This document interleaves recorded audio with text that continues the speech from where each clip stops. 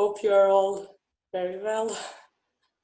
And I'm happy to be again with you. I see some faces that I know. Okay, Madanalasa. Well, the floor is the stage is yours. Okay. So we just read the verse and then. Okay. I think so. Okay. So today we are reading from Bhagavad Gita, chapter 3, verse 38. And the name of the chapter is Karma Yoga. So we will read Sanskrit. Dhumena vriyate vani vyata darsho malena cha yato bena vrito garbhasta tatene damavritam. Translation. As fire is covered by smoke, as a mirror is covered by dust, or as the embryo is covered by the womb, the living entity is similarly covered by different degrees of this lust. Purport. There are 3 degrees of covering of the living entity by which his pure consciousness is obscured.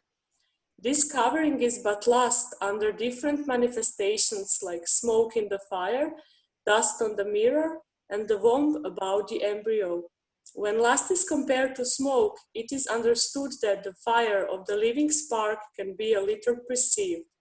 In other words, when the living entity exhibits his Krishna consciousness slightly, he may be likened to the fire covered by smoke.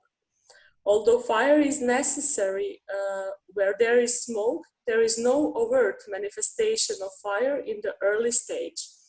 This stage is like the beginning of Krishna consciousness.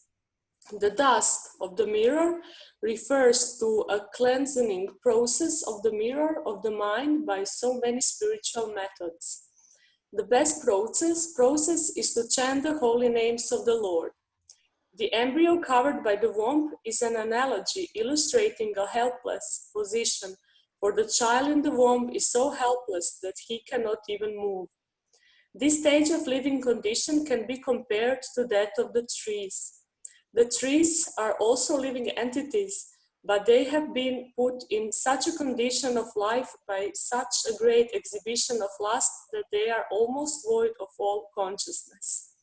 The covered mirror is compared to the birds and beasts, and the smoke-covered fire is compared to the human beings. In the form of a human being, the living entity may revive a little Krishna consciousness, and if he makes further development, the fire of spiritual life can be kindled in the human form of life. By careful handling of the smoke in the fire, fire can be made to blaze. Therefore, the human form of life is a chance for the living entity to escape the entanglement of material existence. In the human form of life, one can conquer the enemy lust by cultivation of Krishna consciousness under able guidance. So once more I will read the verse.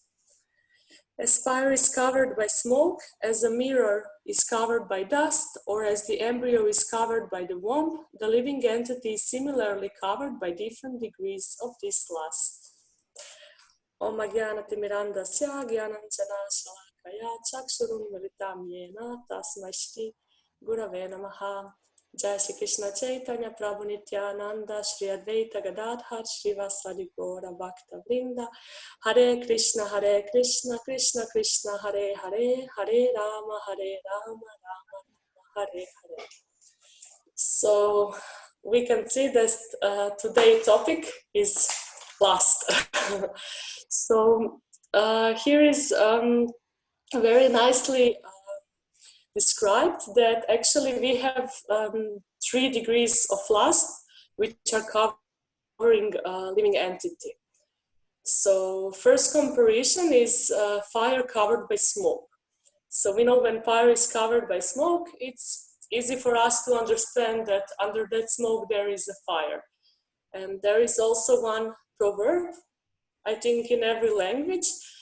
In English it goes, when fire, because where there is, it goes, there is no fire, there is no smoke without fire. I'm sorry. Yeah, there is no smoke without fire. So this stage of covering is compared with human beings, because we as human beings, we can develop in this life actually right consciousness, and we actually can consciously start to perform spiritual activities, and we can easily purify ourselves, because we have consciousness and we have this free will and we can understand it. But when we compare ourselves with animals, animals cannot understand in such degree as human beings. So that's why animals and their covering is compared with a mirror covered with dust. So sometimes when we see mirror and dust, then we cannot maybe understand, maybe it's not so obvious sometimes that under this dust is mirror. It can be something else also. So that's why this stage refers to the animals. And the third stage is the embryo, which is covered by the womb.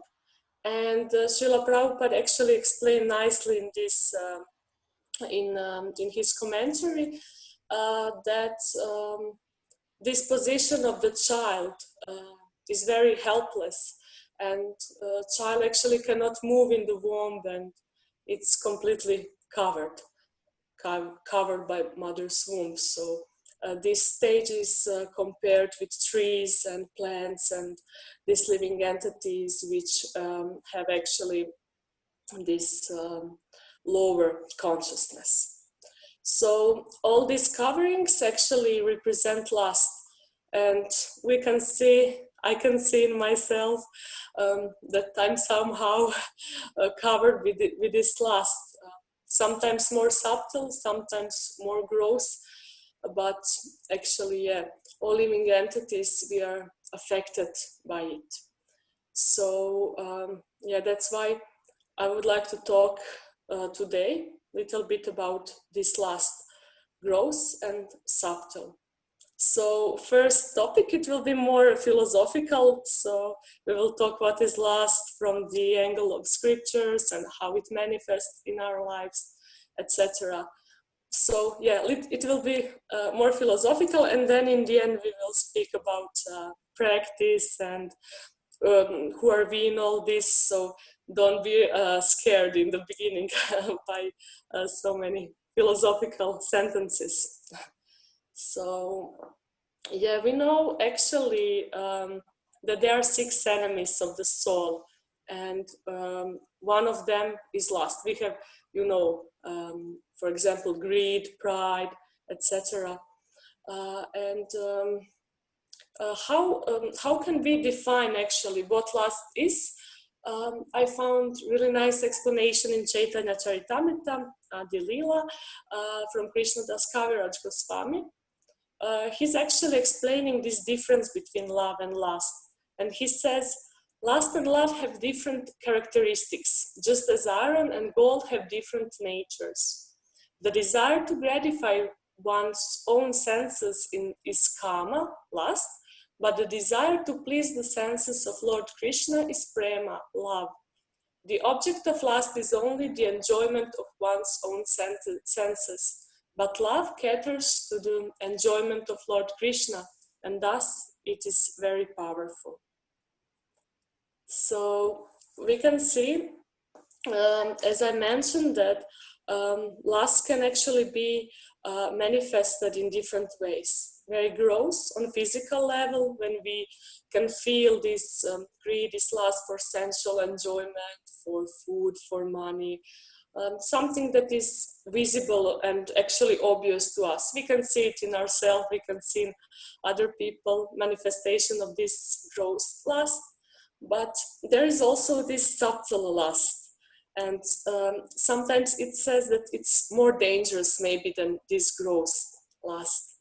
So this subtle lust, it means that we want fame, we are lusty for fame, for glory, we want position, we want to be masters, we want to be the main persons somewhere, to be recognized.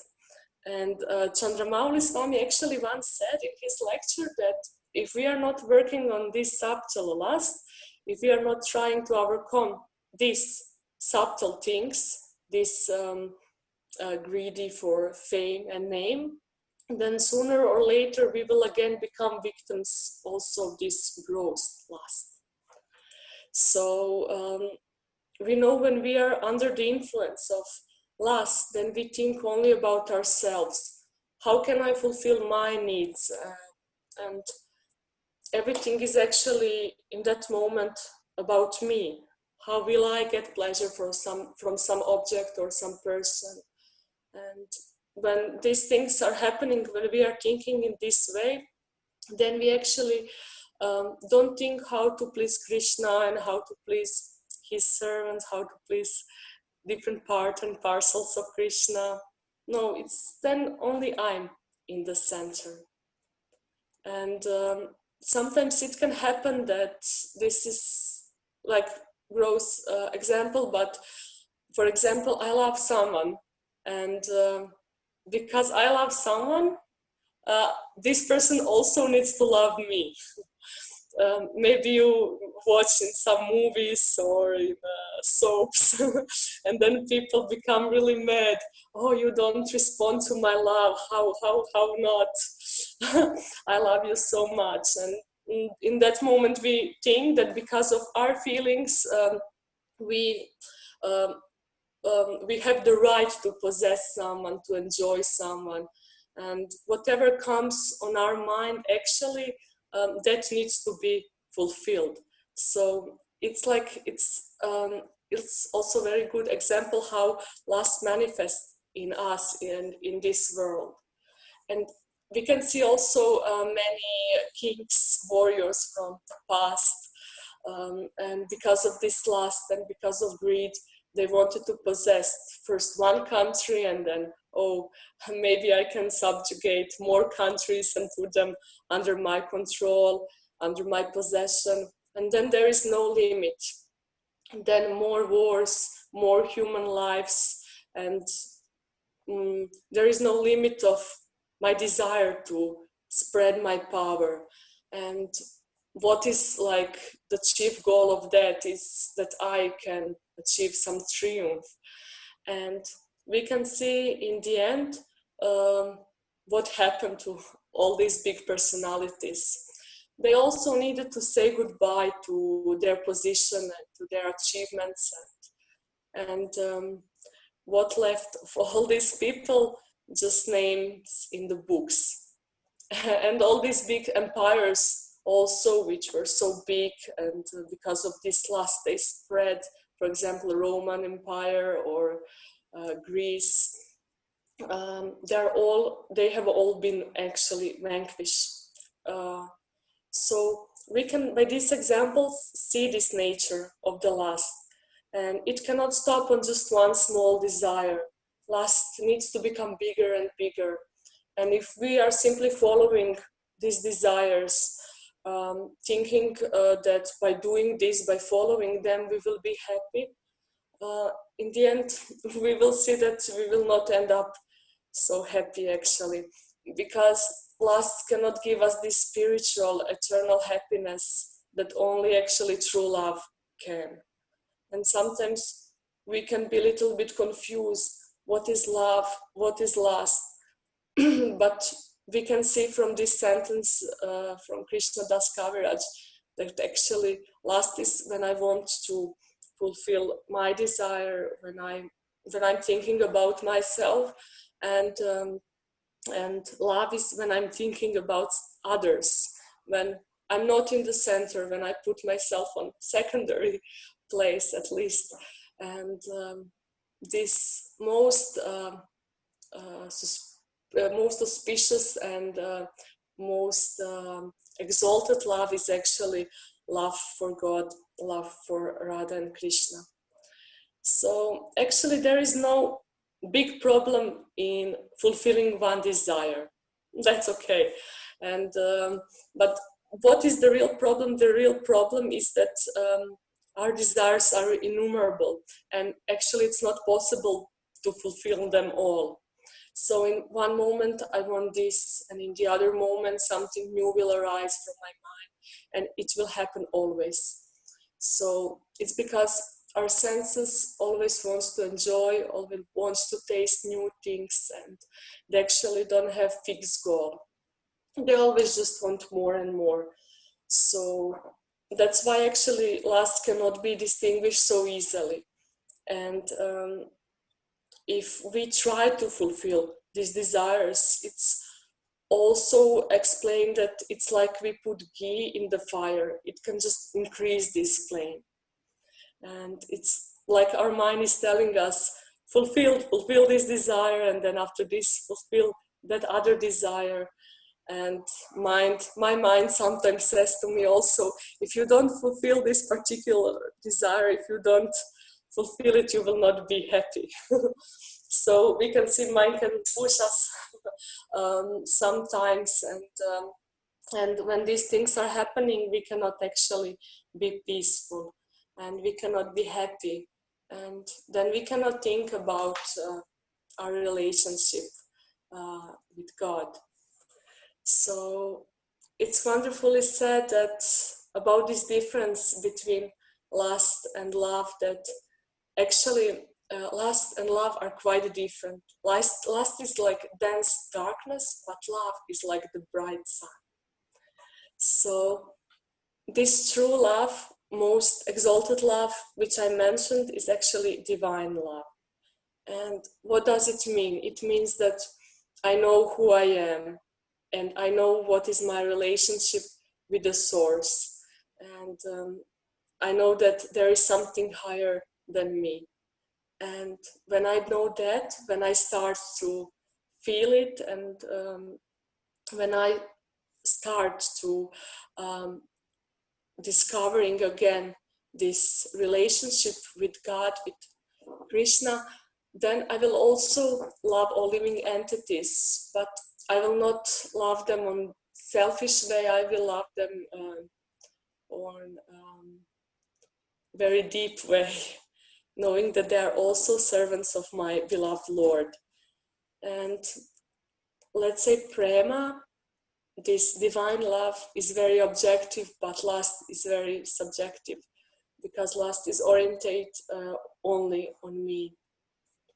So this was philosophical part of the lecture. We explain this difference, and we can see also many examples from the Shastras in Shrimad Bhagavatam, Chaitanya Charitamrita. It's beautifully explained how many also great personalities were touched by this last. So, for example, I took example of Subhadi Muni, who was big yogi. He was meditating under the river for thousands of years, and he was really very, very, very so much detached from material world. And then he just in one moment opened one of his eyes, and then he saw fishes, and they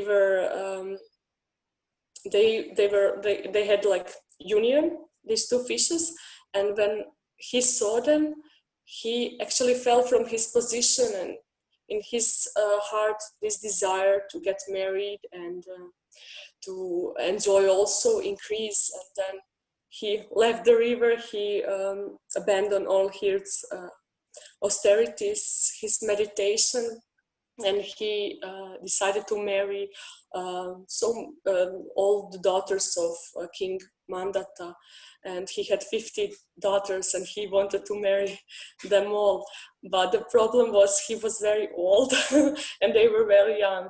And because he was yogi, he had some powers, and he decided to reform his body so that his body can be attractive to these young princesses. And because he was great yogi, he did many austerities, he actually had power to do that. but he unfortunately spent all his powers for sense gratification. And in Shrimad Bhagavatam, it's nicely explained how later he became very regretful, and he realized how there is actually no end of the demands of the senses. And then he said, in the beginning, I was alone and engaged in performing the austerities of mystic yoga, but later, because of the association of fish engaged in sex, I desired to marry. Then I became the husband of 50 wives, and in each of them I begot 100 sons, and thus my family increased to 5,000 members. By the influence of the modes of material nature, I became fallen and thought that I would be happy in material life. Thus, there is no end to my material desires for enjoyment in this life and the next. So this last sentence is that he said that there is no end to material desires for enjoyment in this life and the next. It brightly illustrates this example, how actually lust is ever increasing. And actually love is also ever increasing, but feeling is different. In lust, the feeling is like we are burning, like we want to get out of this body if we do not fulfill our desires. But love is like full of bliss and ecstasy in very pure way. So it's very easy actually to talk about these topics and to give some philosophical speech, but actually it's very hard to overcome lust and these thoughts when a real situation comes to us, and when we are in some particular situation when this lust, this greed for material things appears. So what is actually our cure and how to overcome this lust? In few verses of Bhagavad Gita, Krishna will give this answer actually to Arjuna. He says,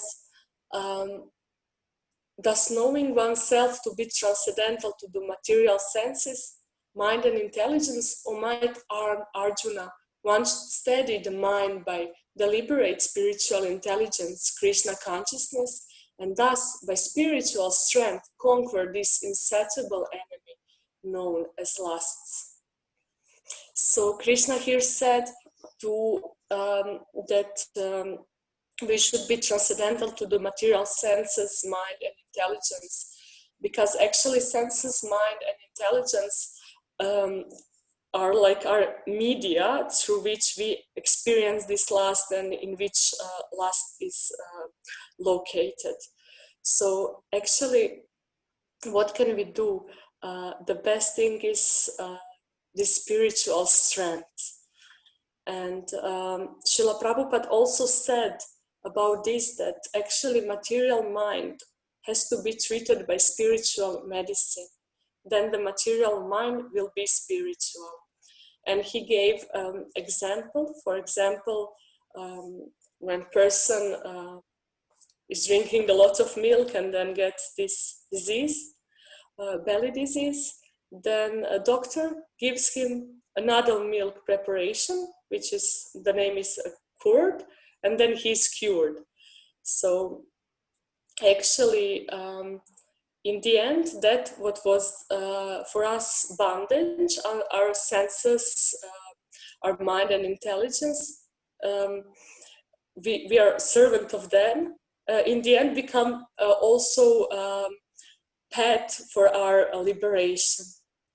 So actually our remedy is to take a shelter of higher knowledge, and we do not need to surpass our thoughts by saying to ourselves, I hate these thoughts, I don't want to feel this, I want to get rid of them, I hate myself, why these things are happening to me. No, we actually need to move our attention from our desires to something else, to something higher. So we just need to do something which is more higher than these gross things. We need to do it physically, mentally, and And in the beginning, it can be very hard because our mind and our body will burn, but we need to be determined. We need to really want that. And when some thoughts, when this desire arise, we just switch them with some nice desires, some spiritual desires. And in the end, I will say also one beautiful example how to do that, what Narottam Das Thakur said. So we have nice opportunity, for example, in our movement, there is so many books, there is also holy name, there is kirtan, so many things that we can do. Then we can actually switch our attention from these material objects. But yeah, maybe now it seems hard for us, but if we have goal, then we can catch on this goal, and then everything will be more easier. So actually, what is our goal? Our goal is pure love and relationship with Radha and Krishna. And this, we know that this relationship is actually pure relationship with persons who care for us and who are our eternal well-wishers. And we know that this love that they feel for us, this love that Krishna feels for us is not limited. And we can see, for example, in this world, we have many relationships, and they are very nice relationships. It's very deep, but they cannot actually be compared with divine love. Why? Because we love someone in this life. We are someone's mother, we are someone's brother, sister, partner, whatever. But when we need to leave this body, then all these relationships are staying behind us. And that what stays is this divine relationship, which is following us from life to life, and which is eternal, and which is part of our true nature. So Krishna would never say to us, oh, you did this and this to me, now it's enough, I don't love you anymore. No, he's not actually like that. He will always love us and always accept us. And relationship with him has no end and no limits, no obstacles. And for example, if we have some partner who is full of lust, who is full of greed, maybe we will tolerate for some time. Maybe we would try to help, but in the end, probably we will say, okay, I cannot bear this anymore. And we will probably feel hurt and maybe a little bit angry. But Krishna is never angry, and in that way, he will never abandon us. And even if we were full of faults, he will always love us, and he will think, oh, this person is my dear servant, that's my dear friend, my beloved, and maybe he has some materialistic feelings right now, but I see he's trying, and he's trying to come to me. And actually, we should not be discouraged if we are not perfect. It's normal that we are not perfect, and it's normal that we have obstacles, but all these obstacles on our path are here to actually put us on a higher level, because if there is no obstacles, there is no opportunity to learn. So even if we are not perfect, our soul, our pure identity is perfect.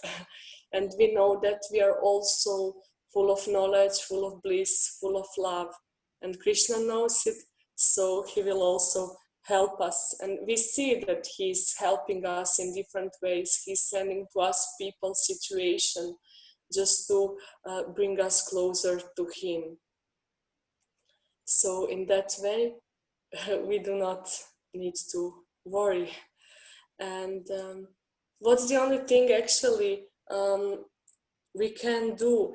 It's the only thing is that we show that we are willing to abandon this materialistic mind and these lusty desires. And maybe we will fall down sometimes, in our trying, and surely sometimes we will do mistakes, and then we will do again mistakes. But if inside of us, if this desire exists, this goal, what we mentioned, goal Krishna Prema, it doesn't matter, because if we fall, we will stand up again. And actually it says that it's not important what we did, it's more important what we will do after it. So some keywords are determination, eagerness, and strong will. But to me, the best word that describes all this is eagerness, so that we are eager to continue no matter what. Krishna, I want you no matter what. Even my material desires, which are appearing every day to me, they are not obstacle for me, because I actually want to put an effort in this relationship. So actually, what is the first step for that? I was listening once one class from Bir Krishna Maharaj, and he said, even for people who are not on spiritual path, we can just speak to them about this selfishness, and that actually we can notice that we are all a little bit selfish, and just to show them how to be not so selfish. And we can speak, there is something more, something behind us, and just to teach them this thing, that they may be overcome this I'm in the center, and maybe they can in the beginning see the nature as something higher, maybe some relationship as something higher, but just to involve them in serving. So also our first step is to serve people around us, to serve devotees, to serve our family in spiritual way, with this knowledge that Krishna is behind all that. And this world actually is a great place where we can practice to remove this selfishness from our hearts. So that's why actually our process is not process of renunciating, it's not process of dry control, but actually the main thing is that we occupied our senses with Krishna and serving of Krishna and devotees and other things that are connected with him.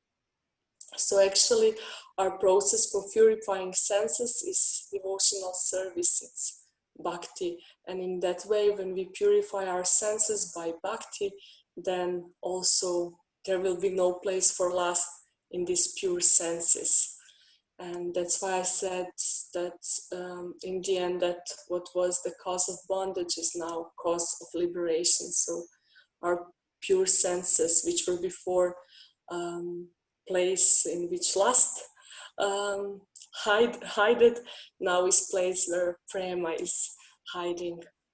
So also Srila Prabhupada said that bhakti or devotional service means engaging all our senses in the service of the Lord, the Supreme Personality of Godhead, the master of all the senses.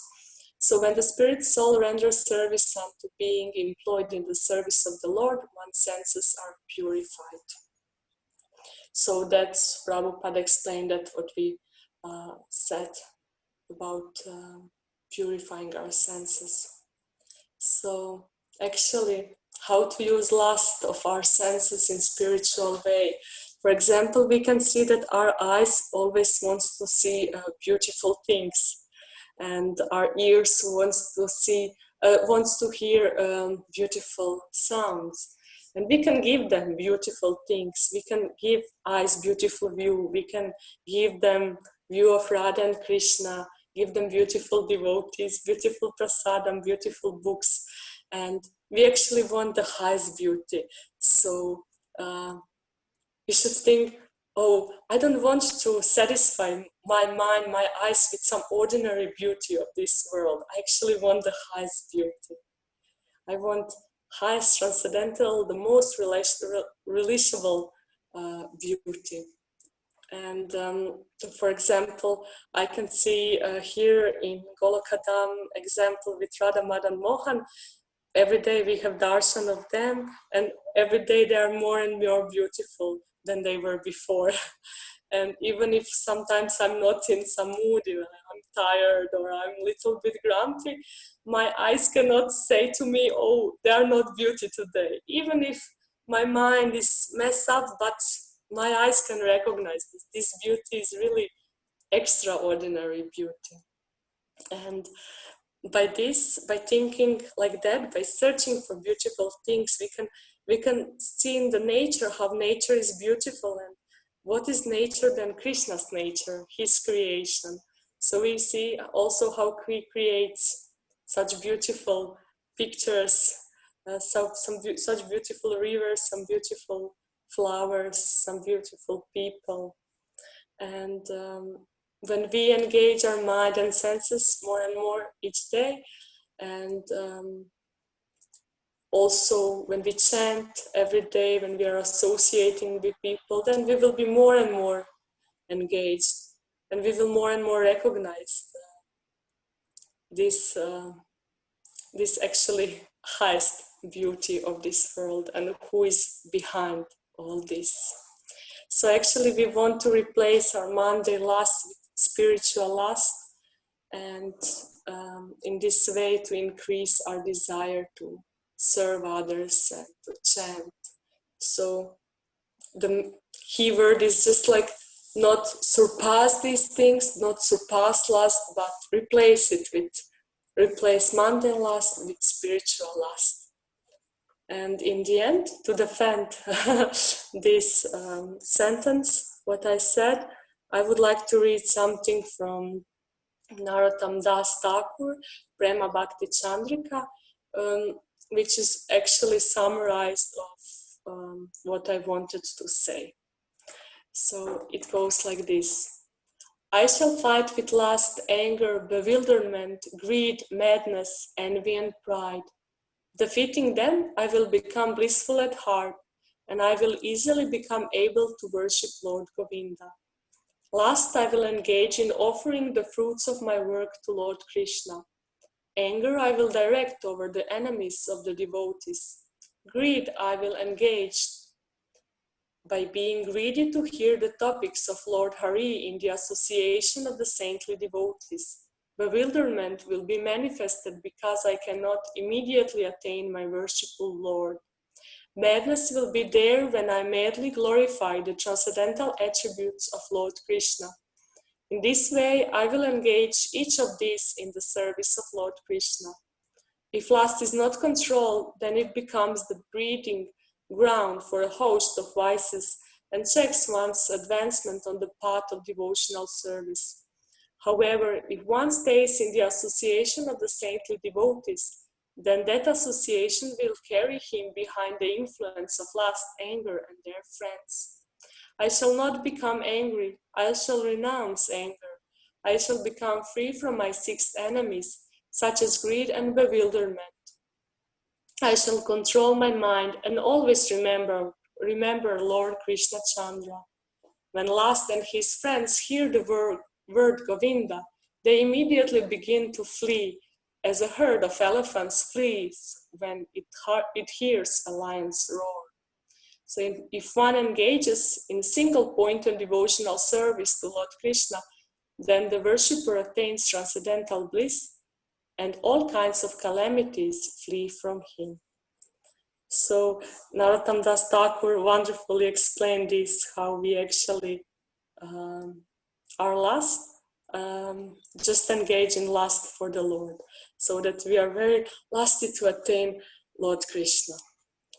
So I would like to stop with this, and thank you for your attention, and sorry for my bad English. And if someone wants to say something or ask something, I would be very happy to hear something from you.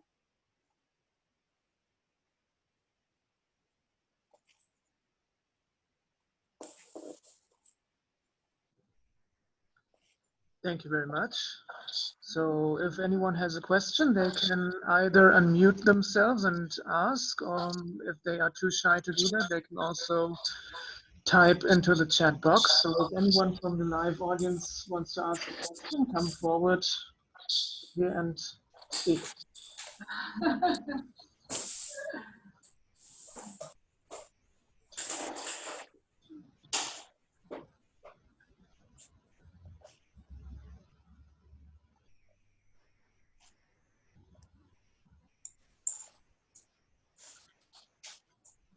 Hare Krishna, here is Franka from Berlin.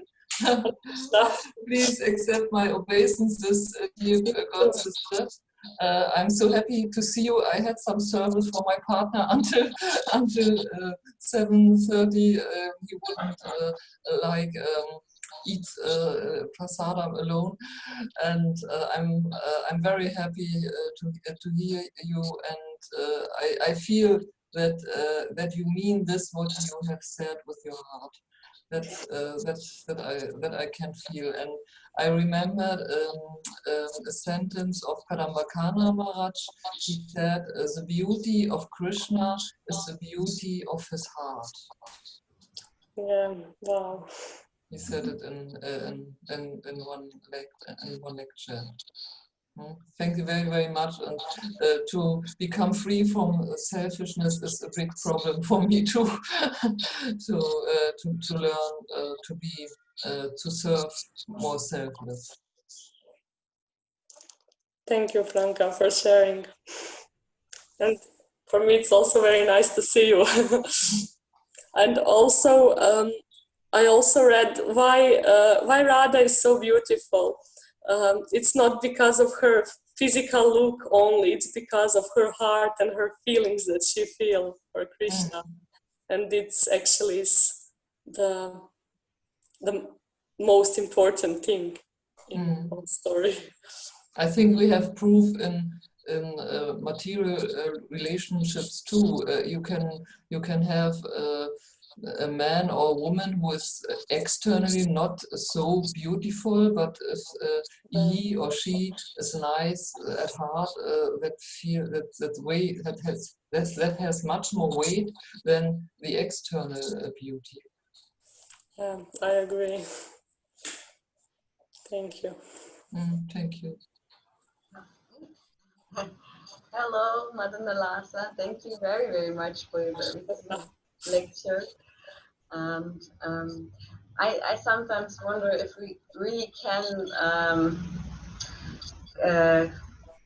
come to the point of just skipping, not like skipping last, because I have this really like severe attachment to chocolate, and it's begun in my childhood, and even my husband tried several ways to help me. Just he made some fancy raw things, sadam, and here I ate ladus and everything, and Ligashavanti is so nice, cakes, but anyway, in the end, when I'm at home and just the thought comes of chocolate, I have to go out at least to get some chocolate from, these automatical things, machines you get your coin in and you get some very fast out of it. And even if it's not good, if it's not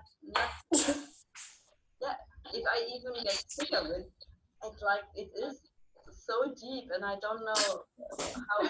I already tried to get a higher taste, but it just doesn't work out right now. But yeah, is there still hope for me? I think it's not such a big problem. But I know I feel it's intoxicating. I feel it. No, then it's like, if you feel like that, it's like when you're smoking. Then first you like maybe if you're taking 2 boxes per day of cigarettes, then start with 1 per day, and then like make less and less, and also with chocolate. Yes, I Maybe not whole chocolate, but like half or something like that. And then slowly. But sometimes I think it's my experience, sometimes we also need to be gentle to ourselves and understand, okay, I have this weakness. I like to eat chocolate or something. Because, say please. There was like, I tried to not eat it anymore. And when I thought that next week I will stop it, or yes, I was eating even more. It's crazy. I don't know. So yeah, you have to be gentle and say, okay, I'm still not done. Yeah, that's this example. When we want to quit something, then this desire will become bigger and bigger. Then it's the best, I think, to just switch our mind for, like, if you want to eat chocolate in that moment, then just start doing something else. Or, yeah, maybe not eat, but do something else. And then you will forget, I think, about it. Yeah. For example, I heard a few days ago, one devotee gave a nice example that someone asked some Swami, do you have lusty desires? And he said, yes, of course, but I do not have time to think about them. Yes. Because he's doing so many things, and then, this came to my mind, I want to eat sweets, I want to eat chocolate, but then, but I need to do something else. And then this thought, after some time, I think, vanquish. You can try, but it's also nice to try, like, okay, I will not eat sweets for 1 week, or I will not eat chocolate for 1 week, and maybe 2 weeks, and then like slowly. Yeah, I think this is the point. My mind is too idle. And what's the idiom again? An idle mind is a devil's workshop, or what? Yeah. I know in Croatian, but in English, yeah. Yeah, thank you. But if it's your biggest, the biggest, how to say, the biggest problem with this, then it's fine. It's good. But, yeah. Maybe maybe Karuna Shakti Prabhu can make you some carob chocolate. We have halava today. Okay, then. Then today you will not think. Thank you, Gerda, for this sweet opening. Maybe someone else would like to say something, or... Okay. So thank you for your attention, and wish you blissful time and blissful prasadam. Yeah, thank you for inviting me on this Zoom conversation. Thank you very much, and I hope we hope to see you very soon again. Yes. Thank you very much.